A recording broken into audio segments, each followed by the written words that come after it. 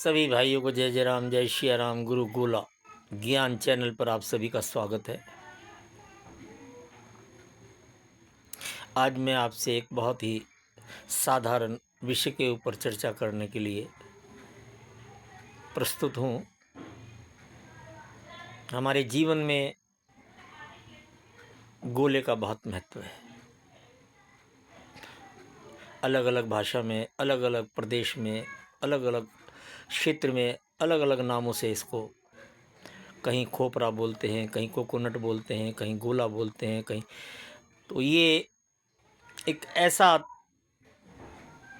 पदार्थ कहिए, वस्तु कहिए कि हमारे जीवन का एक अनिवार्य हिस्सा है। ये जन्म से लेकर मरने तक हर शुभ कार्य में, हर त्योहार में,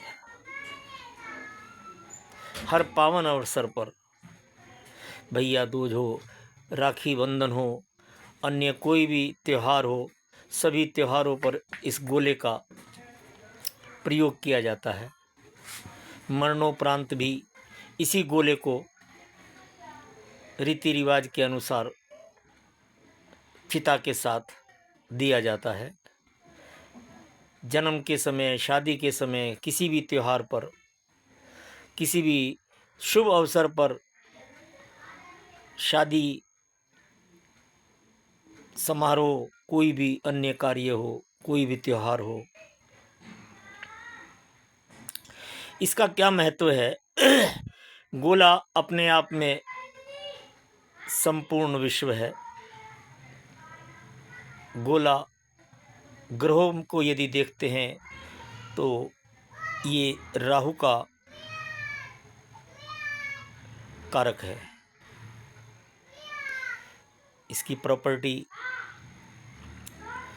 इसका लॉर्ड राहु है। अब हम इसको हर ऐसे स्थान पर प्रस्तुत करते हैं जब भी हमारे घर में कोई मांगलिक कार्य होता है, कोई भी त्योहार होता है, हर जगह इसका प्रयोग होता है। क्योंकि ब्रह्मांड से आने वाली कोई भी नेगेटिव वेव्स, विशेषकर अल्ट्रावायलेट, निरंतर मानव को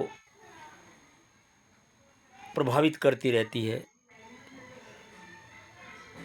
सभी ग्रहों की वेव्स ब्रह्मांड को संचालन करती है। दिन रात, हवा, बरसात, ओलावृष्टि, सभी कुछ ग्रहों के संचालन से होता है। यही वेव्स, राहु की वेव्स हमें हमारे जीवन को बार बार किस प्रकार बाधित करती है, अलग अलग जीवन में अवस्था में मानव को अलग अलग रूप में भटकाती है। असाध्य रोग का स्वामी भी यही है। धोखा भी इसी ग्रह के माध्यम से मिलता है। ये दिखाता कुछ है, बताता कुछ है, होता कुछ है, दिखता कुछ है। हमारे इस मोबाइल का स्वामी भी राहु है। मैं बात कर रहा था गोले की, तो गोला एक ऐसा पदार्थ है राहु का कि हम इसके द्वारा राहु की शांति भी कर सकते हैं और इसे हमेशा शुभ और मांगलिक कार्य पर अपने सम्मुख रखकर उस नेगेटिव ब्रह्मांड से आने वाली राहु की अल्ट्रा वायलेट वेव्स को रिपेल करते हैं।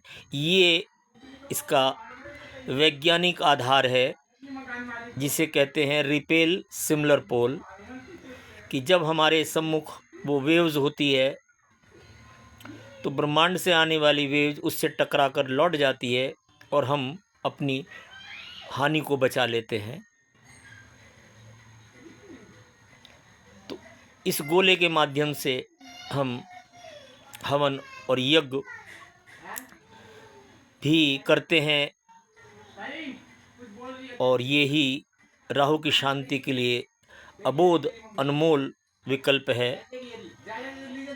यदि हम बात करें इसके लिए क्या दान करना चाहिए, तो आपको इसका सबसे सुगम सटीक दान जो है वो हलवा है।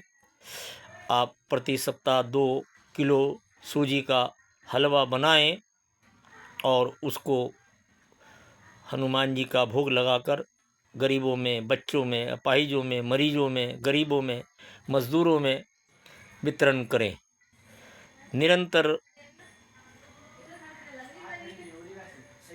4 सप्ताह 5 सप्ताह करने के उपरांत ही आपके जीवन में यदि राहु केतु का काल सर्प योग भी है, वह भी विलुप्त हो जाएगा।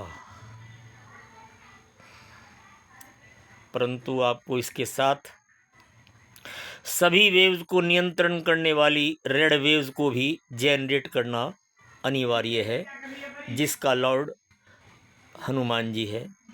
और इस रेड वेव्स को जनरेट करने के लिए आपको निरंतर हनुमान जी का बीज मंत्र, हनुमान चालीसा, सुंदरकांड अथवा यज्ञ के माध्यम से हनुमंत गायत्री कर बड़ी आसानी से इस रेड वेव्स को मजबूत कर सकते हैं।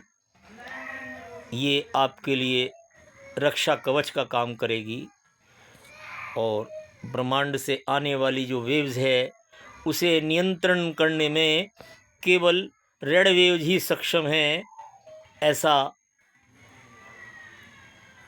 विज्ञान का भी कथन है। इसीलिए मैं सभी भाइयों से अनुरोध करता हूँ, हलवे का दान और रेड वेव्स का जनरेट करना, ये दोनों विकल्प आपके जीवन को बहुत सुगम और आसान बना देंगे। बड़ी से बड़ी समस्या छोटी हो जाएगी। मानव का प्रारब्ध कभी नहीं कटता। ब्रह्मा जी ने जो लिख दिया है वो अटल है, परंतु आपका सफ़र इतना आसान हो जाएगा कि आपकी न जाने कितनी हानि बच जाएगी जो आप सोच भी नहीं सकते। कैंसर राहु का असाध्य रोग है।